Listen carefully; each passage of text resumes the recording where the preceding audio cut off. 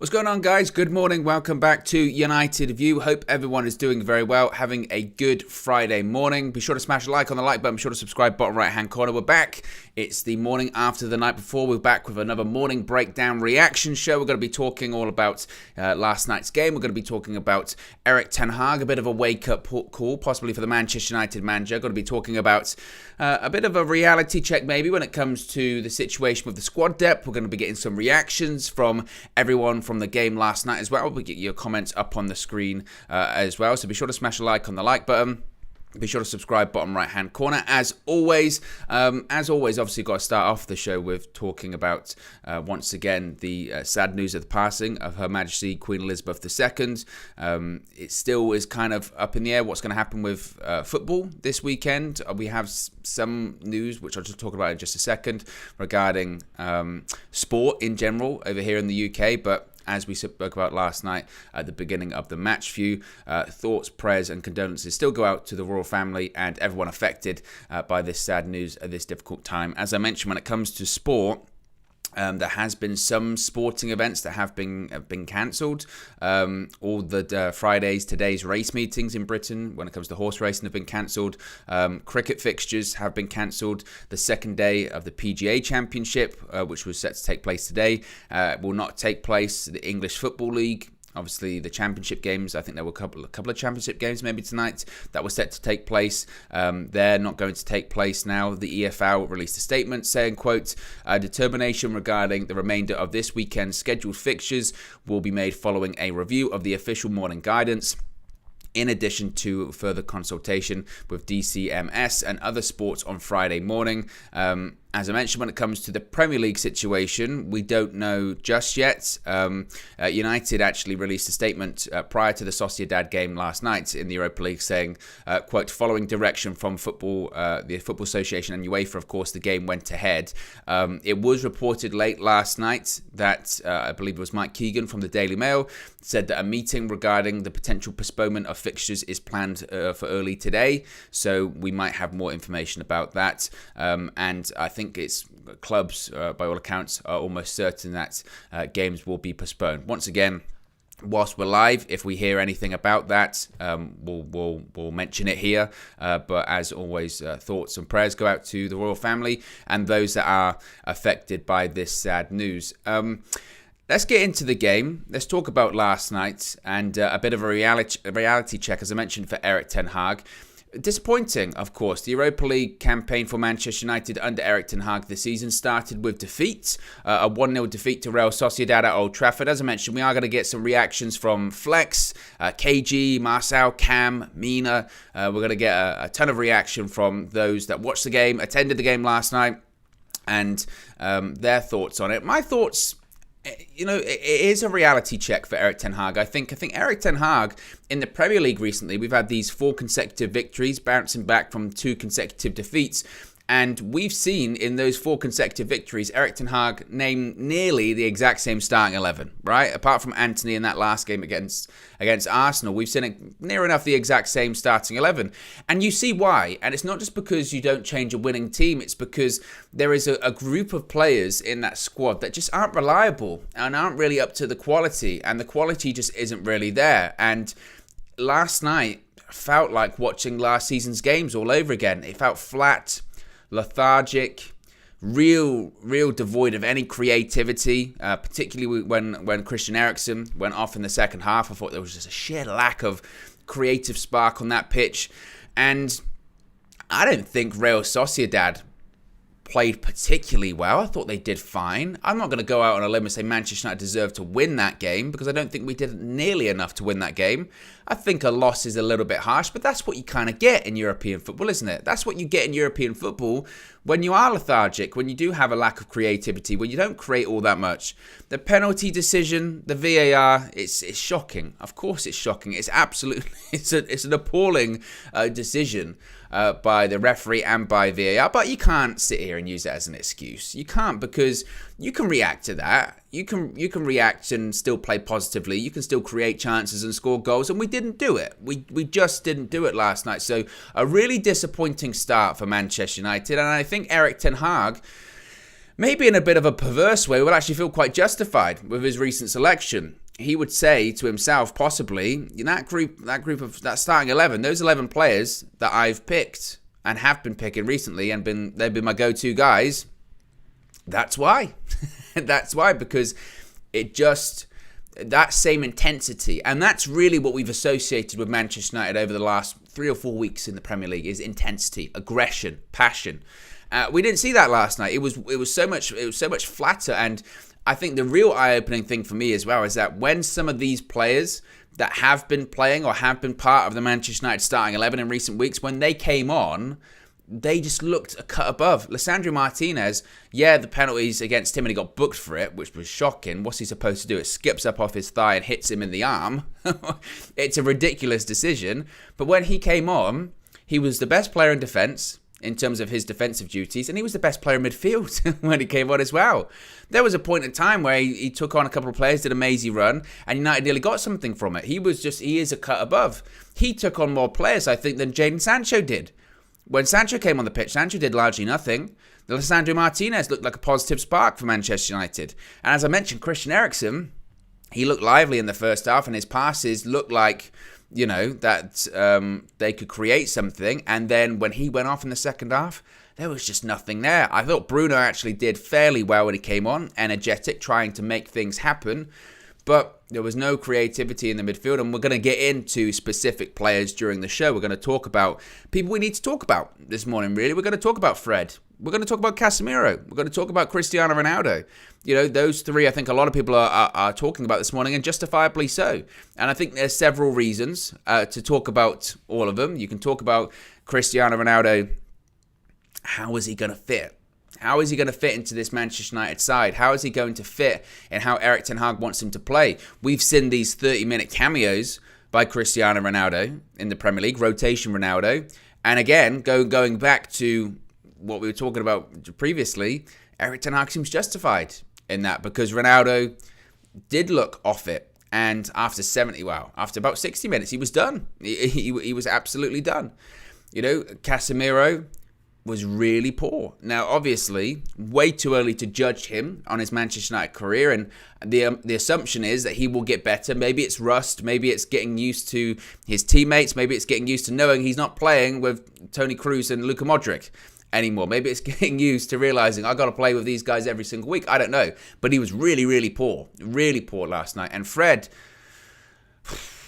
just when you think with Fred that you found what he's good at. So under Ralf Rangnick, I thought he had a good second half to the season. He was one of a very few select players that actually had an okay second half of the season last year under Rangnick, and he played a little bit further forward. You go, maybe that's what Fred can do, right? Yes, he offers energy and tenacity in the midfield.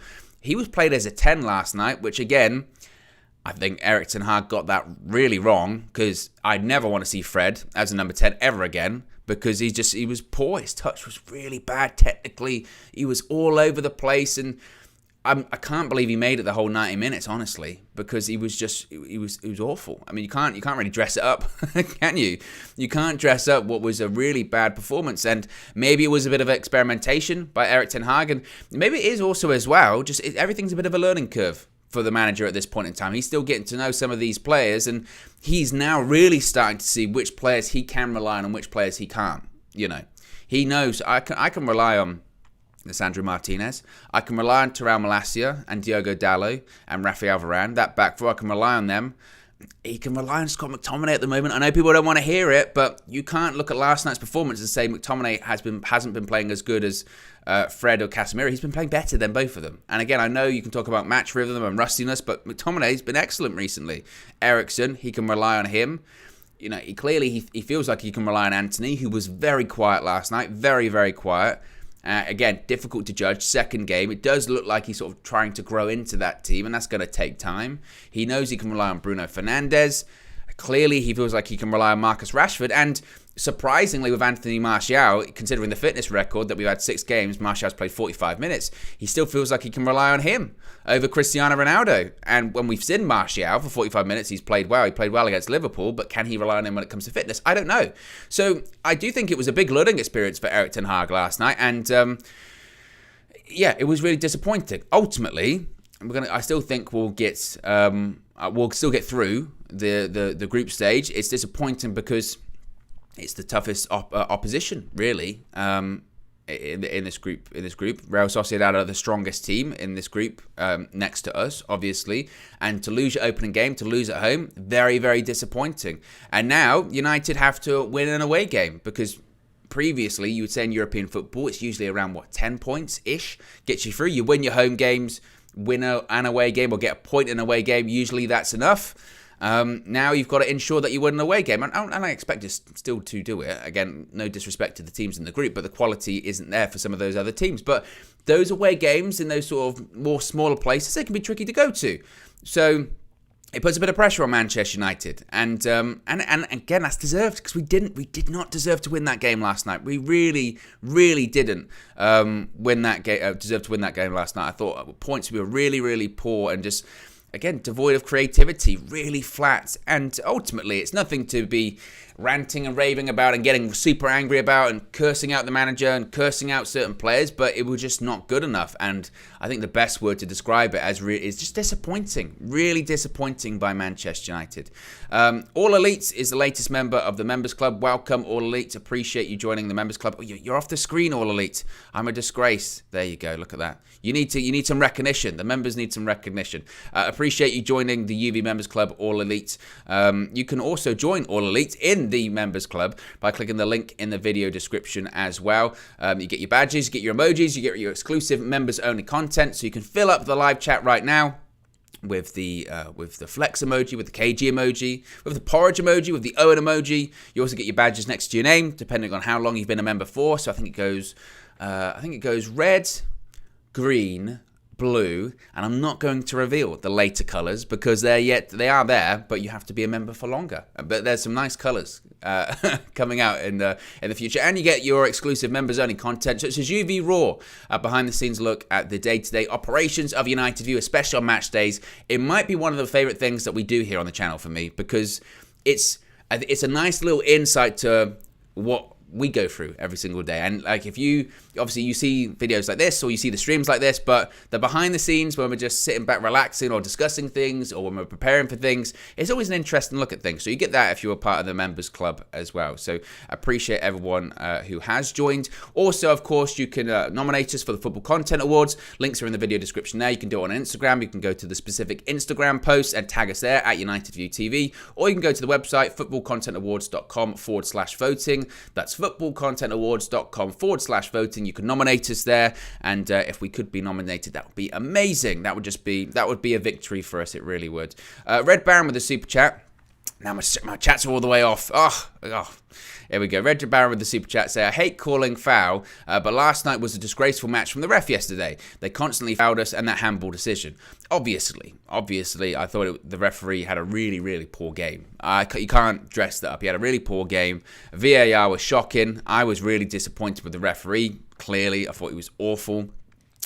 When I saw the decision and they gave a penalty, and then they went to the replay and they showed, it skipped up off the thigh and hit him on the hand. I thought, wow, that's great, because the VAR will overturn it. They have to overturn it, and they didn't. I could not believe it. But I can't sit here and use it as an excuse for us not winning, or not, at least getting something out of the game, because we still had time. We didn't react to it, and it felt like we were never going to score. Even without that penalty, we would have got a 0-0 draw, I feel like. But yeah, you have to look at the referee decision as well. Let's have a look at what some of the other people were saying last night. Let's start off with Flex. Obviously, Flex was at the ground last night. He was actually pitchside when he filmed his post-match reaction. So let's get a look at Flex's view. Our first game under Erik ten Hag in the Europa League ends in defeat tonight. Really, really disappointing. You can hear the fans to my left there, Real Sociedad fans, are obviously buzzing. And the reality is we just never got out of gear one. We just stayed in the change rooms, it felt like. It was back to square one with the performance. And look, there's a long way to go under this team, a hell of a long way to go. But what it does show is that just a few tweaks to the first 11 that Ten Hag's been going with, and the performance level just literally nosedived, literally crashed completely, so quick. You take out McTominay, who's doing his runs, or was doing his runs. He's doing his runs there. You take out McTominay, you take out Bruno, and it just didn't work. You had Fred. I was really surprised to see Fred as the midfielder furthest forward. He was playing in the 10 today. Just didn't work. Just doesn't have the quality to play in that position. On one end, I can see that, it was good that you want Eriksen deeper. It shows how good Eriksen is. And anything we did well came from Eriksen. But when the final and the vital moments came at Fred in the decisive areas of the pitch, in the top half, in the final third, it just wasn't there. And look, Real Sociedad, they wasn't amazing. They played okay, but we gave them nothing to think about. And that was the problem. Casemiro, listen, Fred's going to take a lot of stick, but Casemiro was right there with him in terms of a bad performance as well. Had a shot that the keeper saved in the second half, but he just looked lethargic. He looked leggy. He looked like he was just so rusty. And he's been playing, like, not for us, but I mean, he started the season. He was, man of the match in the Europa League, in the Super Cup with Real Madrid. He's done all pre-season, so to see him that rusty was surprising for me. Ronaldo, huffed and puffed, goal disallowed, rightly so, offside quite a few times. Anthony Elanga tried to get involved. He beat his man a couple of times, couldn't get the ball to Fred. Anthony tried to get on the ball where he could, just couldn't make it happen.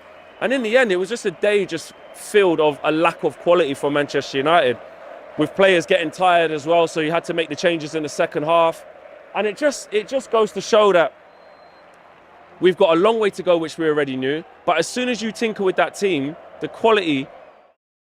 So there you go, the views of Flex there, pitch side at Old Trafford after Manchester United's 1-0 defeat against Real Sociedad last night. And I think he makes some really good points. I think, similar to what I was saying previously, I think the biggest takeaway really from last night is that at points, and it's kind of ironic, isn't it? Because going into the game, and we were talking about rotation, and I thought that we were going to get a lot of rotation in that game. I thought we were going to see 10 changes or possibly 11 changes in that game, and we didn't actually see as many by Erik ten Hag. But we were talking about it, weren't we, guys? We were saying, oh, what a Europa League side. It's a Europa League side that's got Cristiano Ronaldo in there, Casemiro and Fred in midfield.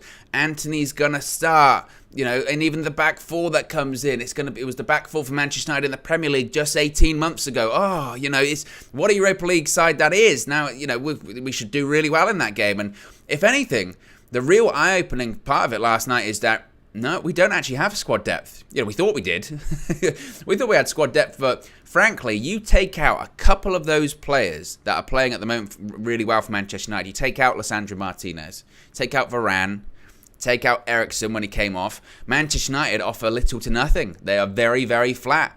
And sort of the players you do have to play instead of them, Cristiano Ronaldo, we're going to touch on him in a second. KG had his thoughts on him, so did Cam, so he's going to be a bit of a recurring theme here this morning, guys. But, Cristiano Ronaldo, when he's in that side, Ronaldo can still score goals. He had a goal ruled out for offside. He was offside, but I feel like at this point, he can really only score that kind of goal. And what that goal was ball into the box, Ronaldo's between the two centre-backs, header, great in the air still, goal. That's what he can do. But the goals we've been seeing from Manchester United in the Premier League recently, I just don't know if he can do that in Erik ten Hag's system. I don't know. It's not even really... Because people talk about pressing from the front a lot. And Ronaldo can press from the front a bit. He did it in the first half. As the game goes on, of course, he's going to peter off. And that happens for all of the players, by the way, as well. Marcus Rashford came off against Arsenal, didn't he, with a bit of a tight hamstring because he was pressing from the front for the majority of the game. And, that's challenging. The issue with Ronaldo, I think, in the Ten Hag system is that he just doesn't offer that mobility that he's looking for from a striker. And then suddenly, to facilitate Ronaldo as your 9, you then have to start playing a little bit differently. Instead of keeping the ball on the floor, looking for through balls, playing the ball between the lines, suddenly it's play the ball out to the wingers, try and get crosses into the box, try and put it on the plate for him, try and get it across in the box that he can head it in, try and whip it in so he can tap it in from the penalty spot or from the 6-yard box. And again, that's no disrespect to Ronaldo. That's just not how we play. That's just not how we play now. And you do have to make everything funnel through Ronaldo to get the best out of him at this point. And that's just not how United play under Ten Hag, because the striker under Erik ten Hag, we've seen it in the 4 victories we've had in the Premier League. The striker's role really is to receive the ball back to goal, hold the ball up, and then pull people in, whether it's centre-backs, full-backs, midfielders, pull 2 or 3 players in, create space for the wingers, and then give it out to the wingers where they're in space, and they can then get the goals, or they can then put it on a plate for maybe the striker or another winger or another player. That's really the function of the striker, and Cristiano Ronaldo just doesn't really offer that for United, and you do have to adapt and tweak how you play. And I understand that, you know, when you talk about Ronaldo, it's an emotive subject, and I always have to preface this when you talk about him. It's not talking about this and about Cristiano Ronaldo and what he offers and what he can and can't do to Manchester United in no way makes him a bad player. In no way takes away or erases all that he has achieved in his career. And by saying that, I've had to say this so many times, but it doesn't mean when I say that Ten Hag prefers to start Rashford or Marcel over Ronaldo at front of that, Rashford and Marcel better than Cristiano Ronaldo. They will never in their lifetime be better than Cristiano Ronaldo. They will not. Very, very, very few people, if anyone, will be better than Cristiano Ronaldo in their footballing careers. But for what they can offer, which is largely mobility at this point in time, Ronaldo just doesn't really fit. And you saw it last night. You really did. The lack of mobility.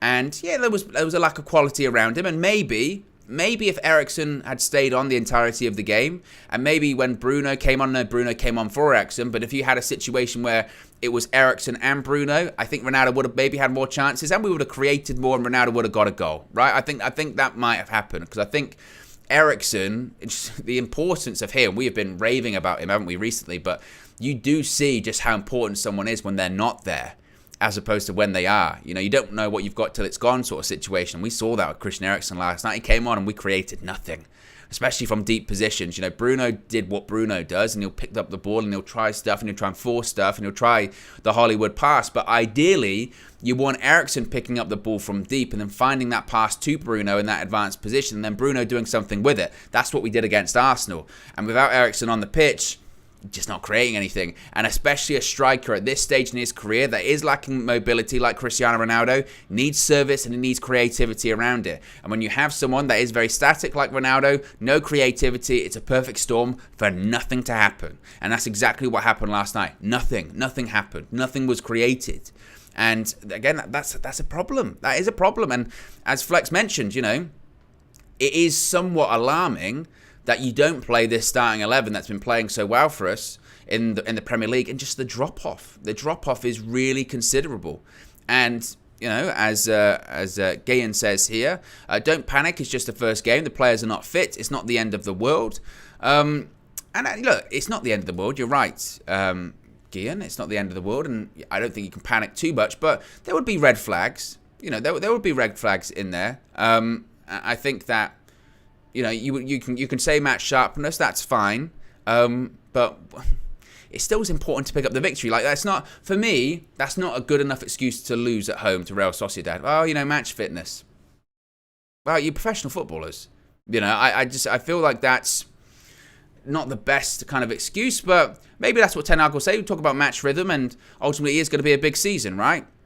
And a long season, and a very congested season, especially now, you know, even more so. So, yeah, it's just a reality check. It's just going to be an eye opener. And again, I'm not going to sit here and rant and rave and we're back in the mud, and because I've seen some reactions.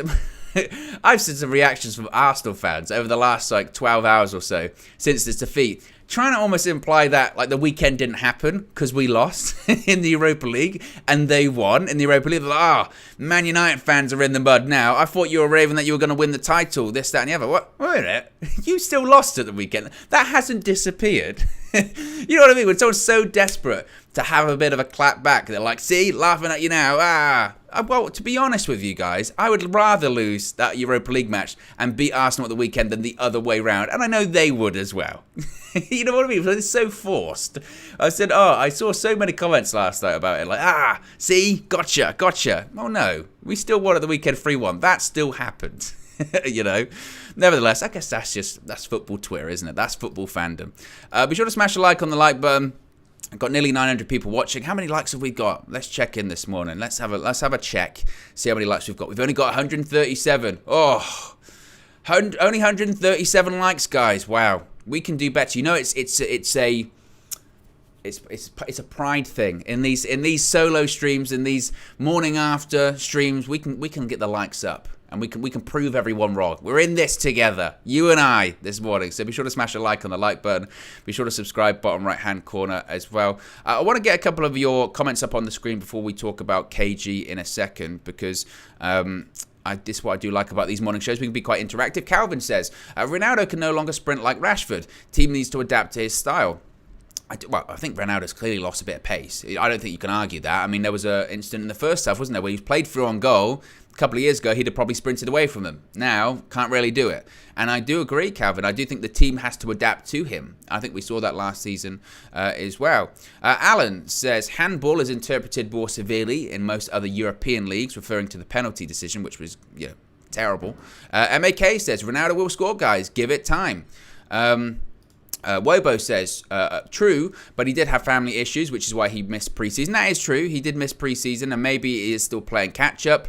But I really wanted Ronaldo to score goals last night. I really did. Go back and watch the match view. I really wanted him to get a couple of goals and then kind of, force the question a little bit and then be like, oh, now here we go. Ronaldo might be starting the next game. But like I said, just Ten Hag just feels almost very vindicated in some of the decisions he's been making recently, it feels like, and that seems to be the case going forward.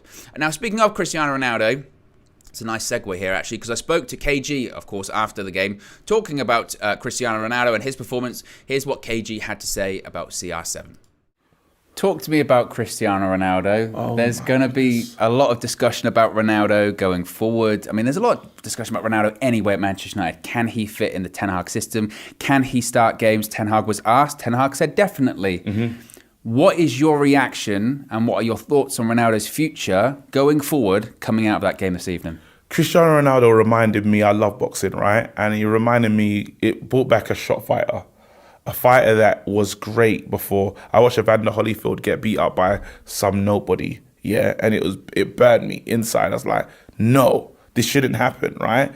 And this is what we're looking at. We're looking at a guy that is not at the peak of his powers anymore, but still believes. In his head, he probably feels Benjamin Button, like everything's fine. You know what I mean? I'm aging backwards. I got a six pack. Everything's good. But no, when it comes to being effective on the pitch, what's wrong? You're thinking of Benjamin Button have a six-pack? No, I was just saying he feels like he's younger than he actually is. Right? You stay with me. Go on. No, but you messed me up. I'm gonna bring it back. No, there you go. It's like he believes that he's younger than he is. And then even like he expected everyone to want him this summer. It never happened. You had big teams saying, you know what?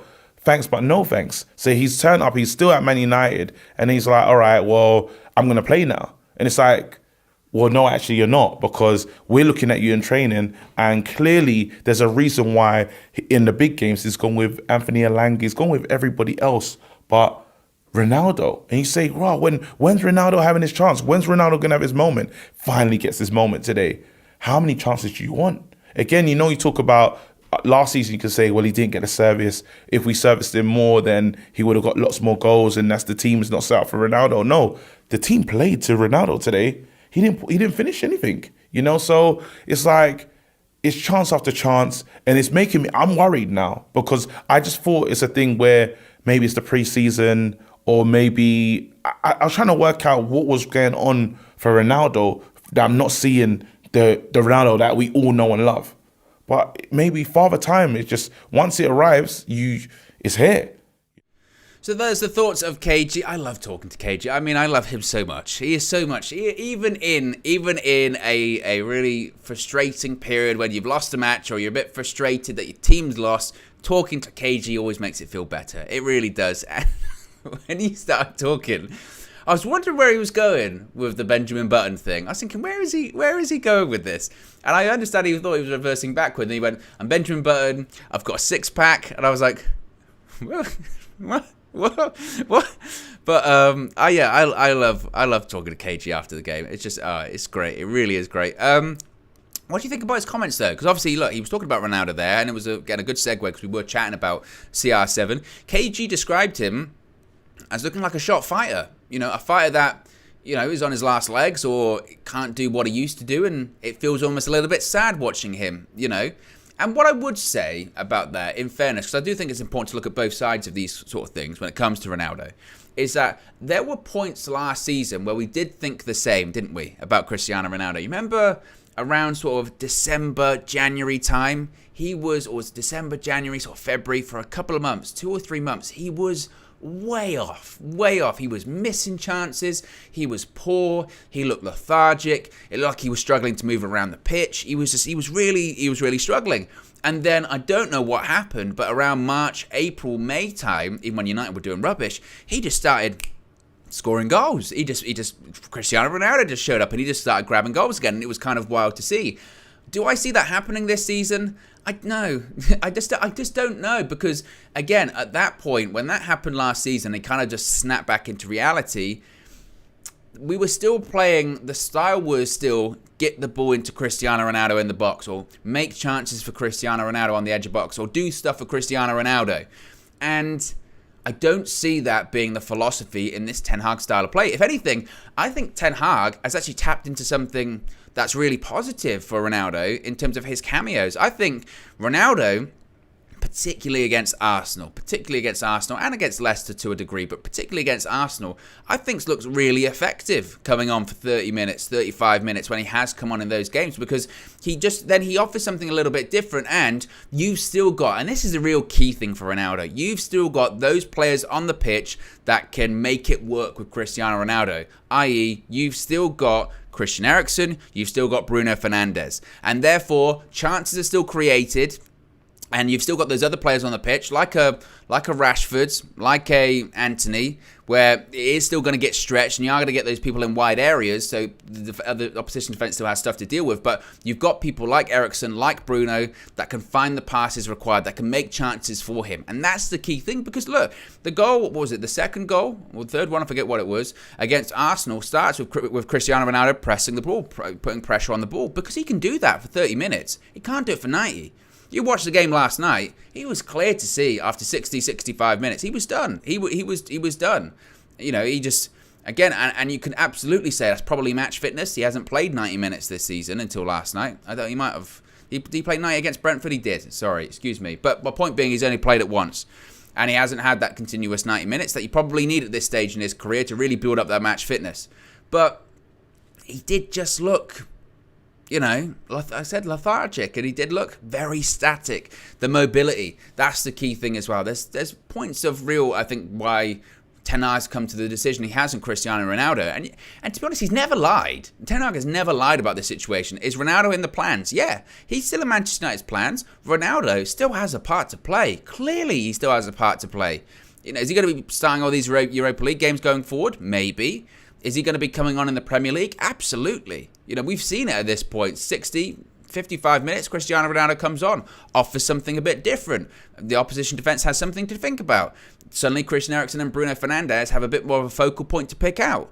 You know, he absolutely offers stuff, and he still is in Manchester United's plans. But in terms of being that regular starter, that guy leading the line every single game, the expectation he's going to be on the team sheet every single game, it's just not there. You know, it's just not there, and that's really the situation. And KG is right. You know, it is I won't say sad, but it just, you know, Father Time catches up to everyone, and clearly it is catching up to Cristiano Ronaldo. The way to offset it, as I mentioned, is essentially build your team somewhat around him, in the sense of everything is funneled through Cristiano Ronaldo. Everything is to make sure Ronaldo scores goals. Everything is put on a plate for Cristiano Ronaldo. You get balls into the box. You're constantly trying to put the ball on his head, or you're constantly trying to drive the ball in so he can tap it in. You know, because he's still got movement, and he still knows the right place to be.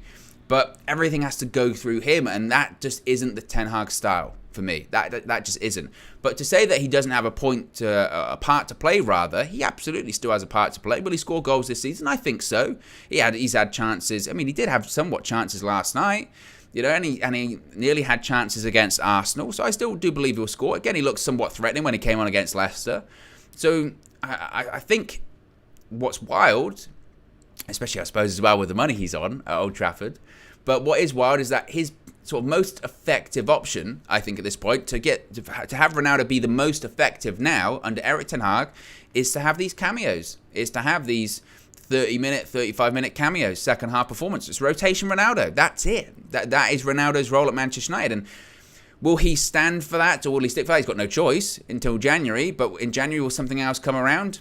I think other clubs will probably look at him and say, well, it's the same as it was in the summer. We've watched, if anything, there's one Premier League club which you would go, actually, he probably could work in, and that is Chelsea at the moment, because their situation is wing backs whip the ball into the box. Ronaldo would actually be somewhat perfect for that, ironically. But he was linked to Napoli, and I saw Napoli play against Liverpool on Wednesday, and I did not see how Ronaldo would fit into that side. I think that was maybe more of a commercial decision, honestly. I think that was probably more of a commercial decision by Napoli to be like, let's get Ronaldo in because he's Cristiano Ronaldo. Commercial shirts, sponsorships, etc. But I saw Napoli and I thought, actually, I don't know how Ronaldo would fit into that side, honestly. So it is going to be interesting. And look, the Ronaldo discussion is going to go on and on and on and on and on, isn't it? The Ronaldo discussion is going to continue to go on because it's Cristiano Ronaldo. And every time he does or doesn't start a game, the focus is on him. But I even saw last night just, a couple of times he was offside and he just didn't need to be. He could have got back in. And again, I don't know if that's lack of confidence. I don't know if that's fitness. I'm not sure what that is. But as KG said, he did resemble somewhat of a shot fighter, which is just, interesting or just strange to hear, talk about that when it comes to Cristiano Ronaldo. It really is. Be sure to smash a like on the like button. Got nearly 900 people watching. We can get to 500 likes. I know we can this morning, folks. Remember, you can join the UV Members Club by clicking the link in the video description. It's also the pinned comment in the live chat as well. You can also nominate us for the Football Content Awards too. All of the links are in the video description. Now, a bit of a negative this morning, of course, after last night's result, last night's defeat, 1-0 against Real Sociedad. So let's get a bit of hopium going. Let's get a bit of positivity. What can Marcel bring us this morning? First game of the group stages of the Europa League at home, and we've lost. Why did we lose? It's that back line, pedestrian. You need to be able to play football quickly if you're going to, distract the shape and disrupt the shape of the opposition. It was too slow today. Maguire holding on the ball for too long. You can see why we needed a left-sided centre-back, because it just makes things look a lot easier.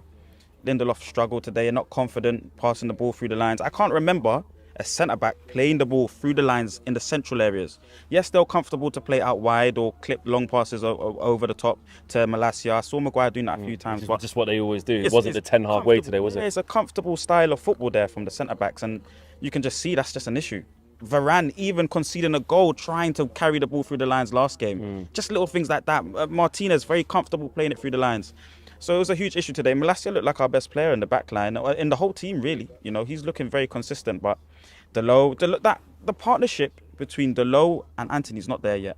They're leaving an extra player free over there, and maybe it's a tactical thing. I was just about to say that. It's definitely deliberate because, Cam talks about the minimal width thing, and it's so true because what's happening is Antony is, like you said, is leaving the fullback. Yes. I think it was their number 18, and they had like an out ball every time because Antony's going infield and Dallow's coming across almost like a centre-back and tucking in as well. The minimal width to try and condense the middle of the pitch, but the trade-off for that is that's what happens on the wings, and they got out quite a lot, didn't they? So we're suffering that way, and the longer they play together, they'll understand and gauge distances and know and pass on responsibilities correctly. But that takes time to build up. You could see the Sancho-Delo partnership looked a lot better. So we struggled there. Delo didn't play brilliantly today, but he's leggy and we was trying to save him mostly for Crystal Palace. But and then that midfield. When it comes to that midfield balance, Fred in the 10. Fred was in the 10 today. What do you think Ten Hag's thinking was with that? Because Eriksen was still in the team, but Eriksen was in his normal position for us, which is the deeper line 6 and the playmaker. Why do you think he didn't just put Fred and Casemiro next to each other and then put Eriksen in the 10? Ronaldo can't press. So then you need somebody out there. To break. There's no Bruno. So you're trying to replicate what Bruno has, but the decision making there is not from Fred. He's hitting his own players when he's taking shots outside the box. He's always putting his hands up and saying sorry, but we don't need sorry. We need performance. We need quality. We need comfortability. There you go. There's the thoughts of Marcel. It's not great with even Marcel. It's not not totally positive. But I said we were going to get some hopium. Not very good quality. not very strong. Not very strong hopium this morning. I thought it was going to be a little bit more. He did bring up Fred and Casemiro. I said we were going to talk about them this morning, and you've got to talk about them. Let's start off talking about Casemiro, then we'll move on to Fred because I think we can be more. What's the right word is? We can be more stricter on Fred maybe this morning. Casemiro. he was poor. If you can't dress it up, Casemiro was poor last night. In terms of dropping performances, he dropped a 1 out of 10. He was not good last night. Now, we have seen Casemiro come off the bench a couple of times for United, against Southampton, against Leicester. I believe he came on against Arsenal as well. And we've seen points where Casemiro wins the ball back, breaks up the play, and you go, yeah, well done, Casemiro. And or there's a little bit of something I should go, well done, Casemiro. Yeah, that's quality. 60, 70 million pound player. But then we have seen in the game against Southampton, in the game against Leicester, in the game against Arsenal, where he'll just give the ball away. Like in a really compromising position, it'll just be, a really short pass or a bad pass, and you go, whoa, like, what was that? And you chalk it up to rustiness, and you chalk it up to familiarity maybe with the players, or maybe that's not his game. I don't know, but it's way too early to judge Casemiro. It's way too early to be like terrible. We've bought a dud, this, that, and the other. Because look, his record, his CV speaks for itself. Did he play well last night? No, he did not play very well last night. And I had hoped that, whilst he might not have been familiar with the other players around him, maybe, he's played with Fred a lot for Brazil, so they would at least have some familiarity there, and they would be comfortable, and they would have the same wavelength and this, that, and the other. But they were both really poor, really poor, like almost laughably poor. They were really, really bad. And Casemiro, I think it's just going to take a bit of time. Hopefully, it's going to take a bit of time, and it's just going to get him, getting used to his teammates. He's also got to remember, he does not play with Luka Modric and Toni Kroos anymore. So sometimes where you may give a little bit of a hospital pass to some of those midfielders, our midfielders do not have the quality. Even people like Christian Eriksen or Bruno Fernandes, maybe, they don't have the quality to really do that pass if they're giving it in that really difficult position, right? And I think Casemiro, it's going to be a case of, this is going to be a wild statement, but what we've seen McTominay do in recent games, where just like keep it as simple as possible. Just keep it as simple as possible. Win the ball back, release. And I think Casemiro does do that really, really, really well. And maybe our expectations are a little bit too high on what he can do, or what we think he's going to do technically. I think maybe that's part of it as well. His best game is winning the ball back, is breaking up the play and releasing. And I think Casemiro is quality. He really is. But last night he was not good. You can't dress it up. He was not good. And as I spoke about, Ten Hag being justified in some of the decisions he's been making recently, McTominay has been playing brilliant. He has been playing brilliant in the Premier League. Again, he's been keeping things very simple. I think McTominay's not been doing crazy passes or doing anything technically superb, because he's not technically proficient. He's just been winning the ball back and releasing. But I think, you look at that midfield performance last night and you go, okay, I can see why McTominay's been starting. That's why. And when it comes to Fred, I mean, where'd you start? Where'd you start with that Fred performance, honestly? Because he, again, under Ralph Rangnick last season, we saw Fred in a little bit more of an advanced position. Not as far advanced as he was last night. He started as a 10 last decision. And, last night, sorry. And, you can say Ten Hag, he got that wrong. He clearly got that wrong. Fred as a 10 does not work. I never want to see him as a 10 again for Manchester United. No, that does not work. Under Rangnick, he was a little bit more advanced. He was more of a box-to-box midfielder as opposed to a ball-winner midfielder, and that did work at times. He got a couple of goals, a couple of assists, and you thought, well, he does have some sort of technical quality. So, yeah, I guess, we always assumed that in McTominay and Fred, the lesser player was McTominay and not Fred. But last night, kept giving the ball away. His touches were unbelievably heavy. The ball's just bouncing off him at times, overrunning the ball and then committing to fouls. He was just really, really poor.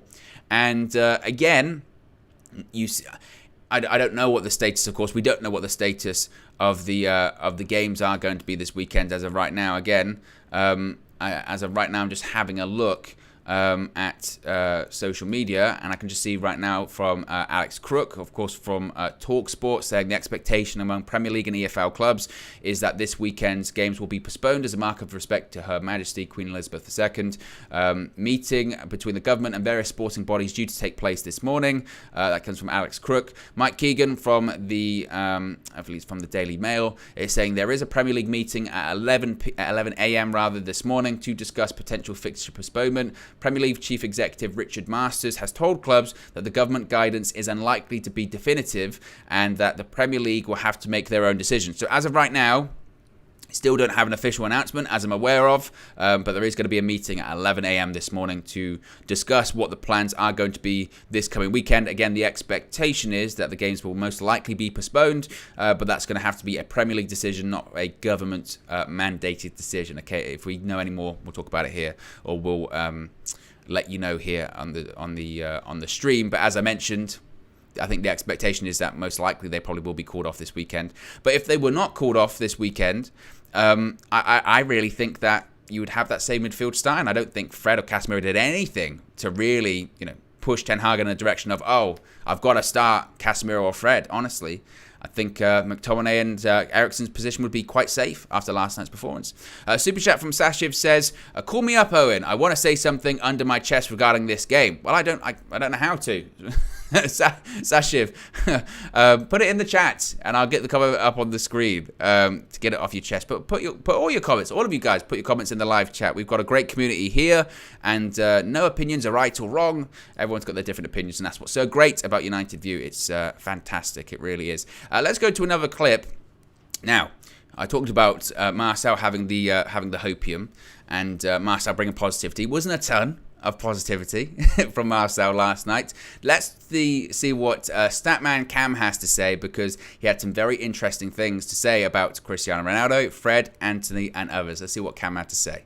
In terms of Fred with that midfield, What do you think Ten Hag's thinking was in putting Fred as the 10, as the furthest midfielder forward? Because when we were sort of building up to the game, he was like, right, Fred and Casemiro are definitely going to play. They've got to play next to each other. And you put Eriksen/Bruno, whoever's going to do half and half, in the 10. But it wasn't. You had Eriksen in the 6 where he's been playing, and Fred was the furthest midfielder forward. yeah, I think it might have been a bit confusing, but realistically, the reason for it is if Donny van der Beek's fit, he plays as a 10 instead of Fred. So what we've seen so far is that Ten Hag knows, to build the ball out from the back, which is really important, especially when he's playing with a fairly narrow team in general. You need players that are good between the lines and can zip it and can play diagonal passes incisively. Eriksen can do it. McTominay's done a decent job so far of doing it. Fred can't do that as a 10. You need Bruno there, or you need Eriksen in the 10 role, but he's playing deep instead because we haven't got anyone else really that can do that. So basically, the thinking for Fred is just chuck him in because he's another midfielder and he can hopefully do a job. He can't. His body shape's all over the place. He's basically playing back to goal half the time. And look, Fred he's a fraud. He's a stats fraud. You look at his completed passes, whatever percentage it is, knock 10% off that, because half the completed passes, he smacks it at a player from 2 yards away, and the next player's got to take 5 touches or loses it. Or sometimes it's like 2 yards in front of him, or 2 yards to the side where the player's got a lunge. So yeah, technically it's a completed pass, but can't do anything with it, so it's not helpful. So he's a fraud. He wasn't any good to start with, but he's still a fraud. And it just didn't work, innit? I mean, one thing you associate Fred with is his energy and getting about the pitch and giving heart. But when you're asking him to be the final piece, the final link between midfield and attack, you're kind of asking for trouble. The rest of the front three, we'll say the front three in terms of Ronaldo, Anthony Elanga, how do you think they did today? I think Anthony, he did okay. I mean, he gets a bit of a new free pass still because he's a new signing, second game. Elanga, not great really, a couple of times. When he's aggressive, it's similar to what we've been saying for Rashford. What Elanga can't be doing is slowing the ball. That's not what you're there to do. You're not there to make decisions, you're not there to think. Just run at your man, take him on, be aggressive. When he does that, something might happen. He's got no end product, so sometimes it doesn't, but that's what he's there to do. If he can't do that, there's no point in being in the team. You're playing with 10 men. Cristiano Ronaldo. The number of times we criticised him, Faz is pretty much all of us. Faz is flip-flopping every week, but the rest of us, he can't do anything, can he? He can't run. We gave him credit for the role in the goal at the weekend, but because he was pressing, he ran about 5 yards. He didn't do that today. Nothing. He doesn't want to be here. It doesn't look like he doesn't want to buy into Ten Hag's system. Doesn't want to run. Do you think it was? Do you see any of that of like he's in the Europa League? You know, he don't play in that like. He's a bit feeling sorry for himself, he's a bit down, or do you think it was just a bad team performance which ended up sucking him into it, but you saying individually him himself just didn't? No, it's him himself individually. There's been bad team performances in some of the games recently where we haven't been at our best as a team, even with the ball. But players are still... There you go, there's the thoughts from Cam. Fred is a stats fraud. Do you agree with that? Stinging comments by Statman Cam after the game at Old Trafford last night. I do see what he's saying. Look, Cam is very, very articulate in his points, and I think he gets his points across. Whether or not I agree with him, I think he gets them across really, really well. And from an analytical point of view, which I really do rate. And his point about Fred is kind of spot on, I think, when he's talking about, yes, the pass that Fred will do will come across as a completed pass, but if the completed pass is like hilariously overhit or to here, and the player gives, and then the player, tackles whoever the ball went to, then there is somewhat fraudulent statistics involved in there. So I kind of get what he's talking about when it comes to Fred. And obviously he spoke about Cristiano Ronaldo, saying that that he just can't do it, or the movement isn't there. And really interesting points there by Cam. He also brought up Anthony as well, who, I mean, you would be mistaken to not realise that he was playing last night. Really, really quiet, wasn't he? Not against Arsenal at the weekend, but frankly, actually, when he played Arsenal in his debut, he was somewhat quiet in that game. Of course, he got the goal, but it was somewhat quiet, and I agree with what Cam was saying, where that is going to take time. He is a young player.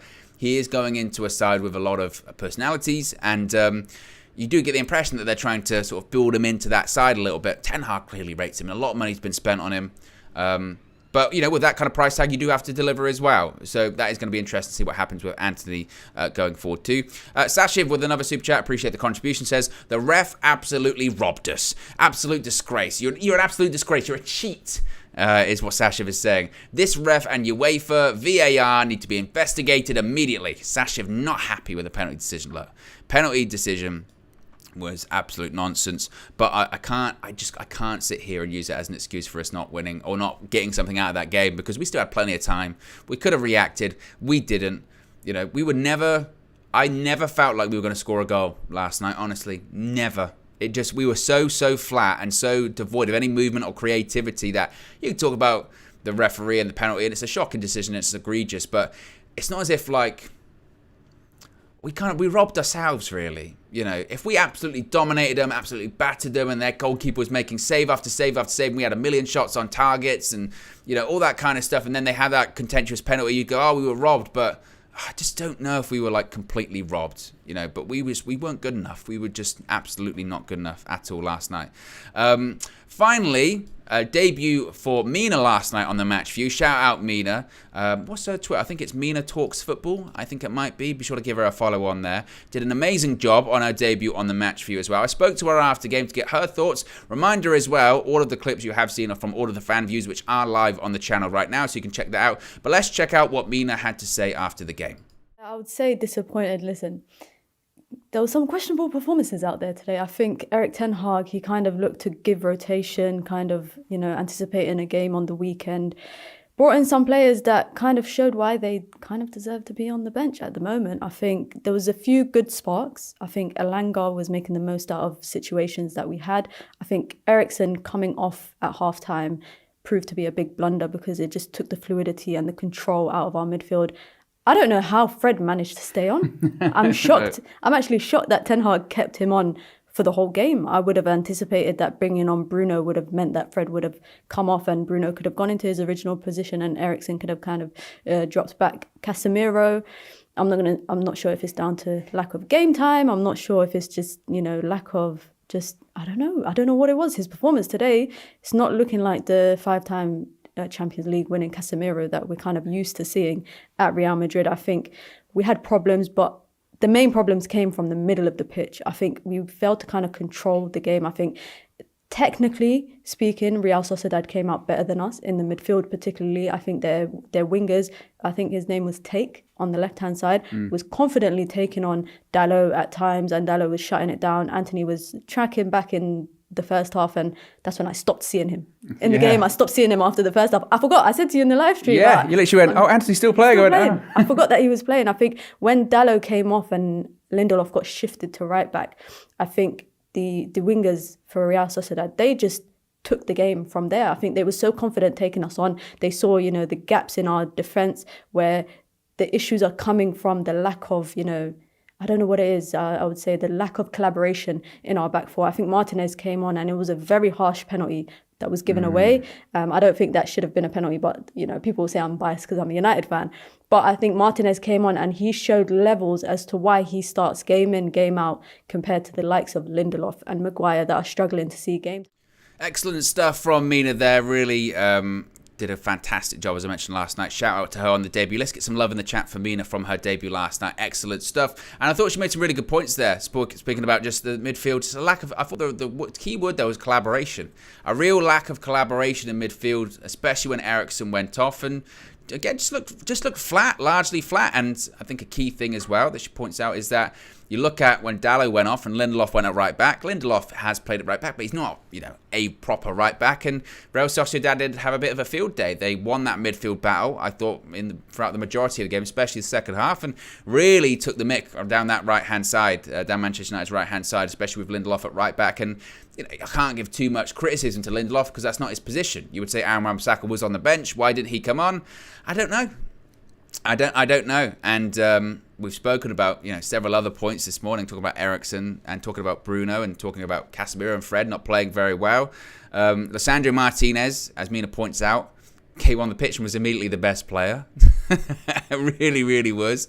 And it goes to show the sort of, again, the drop-off where you don't have that back four. It really, really does. And as I said at the beginning of the show, I think suddenly now, Erik ten Hag is very justified and in some of the decisions that he's been making when it pertains to the starting 11 for Manchester United, certainly. And I think he would have learned a lot last night. I really do.